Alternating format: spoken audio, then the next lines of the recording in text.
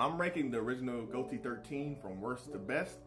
And by original, I mean the original 13 that was shown in the show, not the original 13, but the ones we know. At number 13, I'm going to say it's Sajin Komamura. I'm pretty sure this is somebody's favorite, but it's definitely not my favorite. And it's not the reason you think. He just didn't have a lot of character development. Had a cool design, but he was pretty much the punching bag of the show. At number 12, I have Toshiro Hitsugaya. I'm probably going to get killed for saying this and having him so low, but he's not one of my favorite characters. They always build him up as this prodigy, and every time he goes up against a strong opponent, he doesn't impress me. He just freezes the opponent. The opponent breaks out like 12 chapters later and sends him on his way. So at number 11, I have Tosin, which sucks to say, especially on Black History Month. But they really wasted his character. He had a cool thing going for him, being like a blind, everybody's kind of a samurai, but he's the blind guy who uses his senses like Daredevil, and he can fight you. But they just kind of wasted it when he defected, and then he became a fly, and his own hubris led him to his defeat. So that kind of pissed me off. At number 10, I have Jushiro Yukitaki. I have nothing bad to say about this character. He's a really nice guy.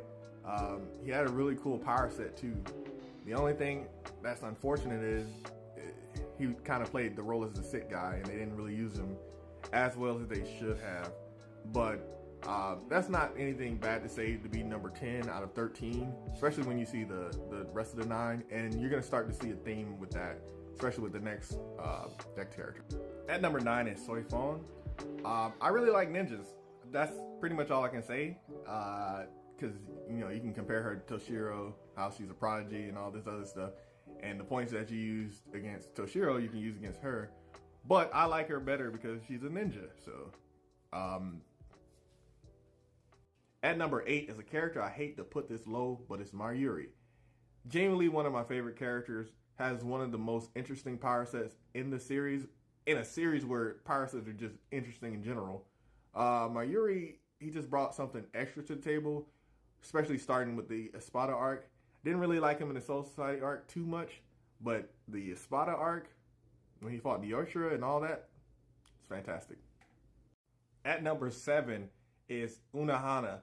And to be number 7 and be so beloved by me is kind of crazy. Because, she starts off as like the soft character where you're like, okay, she's cool as like a nice person. But her turn in the war arc as the Kenpachi before Kenpachi was just crazy. And everything that you got to see afterwards, if we would have got this character a little bit more fleshed out, she probably would be top 5, maybe top 3. But, credit to her for being 7 ahead of like Mayuri and other people. Because that's a scary woman right there. Now we're getting to the nitty gritty, the top 6. And it was really hard to decide who I wanted to put in which order. But at number 6, I have Gin. Gin is somebody who just always stood out to me. Very creepy in the background. Very great character design. Great Shikai to go with his look. Great Bankai once we get that revealed. Everything about him, even the face turn, was just amazing. And it's hard for me to say number 6, but you'll see when it comes to the next 5. At number 5 is Byakuya Kuchiki. And he could easily land at number 1, number 2, number 3 for a lot of lists. And it was really hard for me to put him this low in comparison. But Byakuya is the man. He is in one of those echelons with characters like Itachi and Madara and those high up characters that people respect. He was one of the first major antagonists for Ichigo. His Bankai is amazing. Everything fits his aesthetic. Really interesting character. They started to not use him as much towards the end, but he still had big moments. So no shame in being number 5. At number 4, I'm putting Yamamoto. And again, these are characters that can easily land in people's top 1s, 2s, 3s, depending on how they see it. But for me, I have the Captain Commander at 4.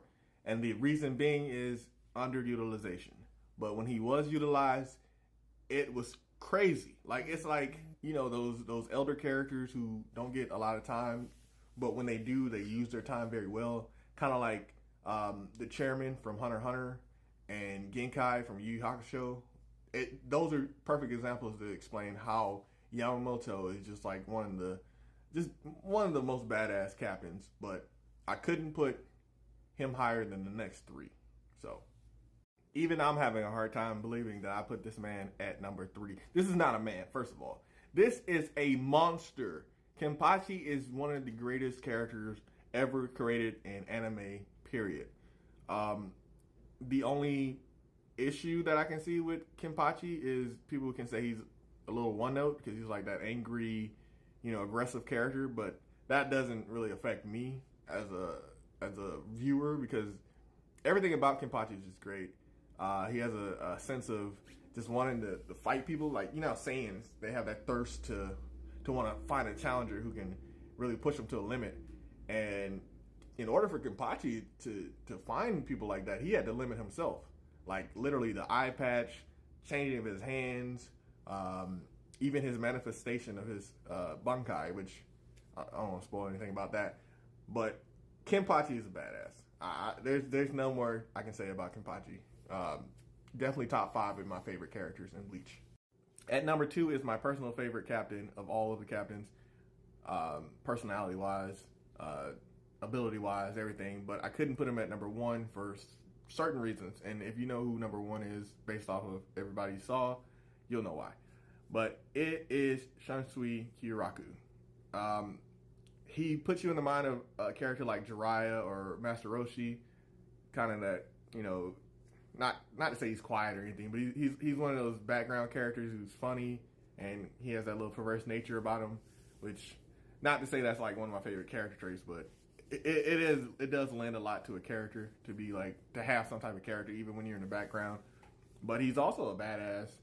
He fought Stark in the Espada arc, and he uses, you know, make a game type Shikai and Bankai techniques. And then he became the captain commander, so obviously he was a great captain in general. But yeah, I love his design. I love his little hat, his twin swords. Everything about him was just awesome. So, and at number 1 is Aizen, and I just had to put him in there, or maybe he forced me to put him there using his illusion powers. I don't know, but Aizen, he's not my favorite character per se. But I understand and I respect this man as a villain. Like, he is one of the most well-written villains. His heel turn in the first place was pretty shocking. Him turning into a major big bad in the series. And then, you know, them utilizing him later on in the war arc was pretty fantastic as well. Him helping Ichigo win. Yeah, just one of the best written anime villains in general. People always put him in their top 5 for anime villains. He's definitely high up there for me, but I couldn't not put him at number 1 for just because of how involved he is in the story. He is the antagonist. He is the one who created most of the mess and 90% of Bleach, if not even 95%, because his impact just stretches all across every arc in Bleach. Now, that's my list. That is my top 13. So if you have a different opinion, make sure you comment. Make sure you follow, subscribe, however you're seeing this. Just follow 285 Live. We'll have more discussions like this in the future. I know this was a long video, but yeah, stitch this video if you want to. If you can, I don't know how things work. But let me know who your top 13 is.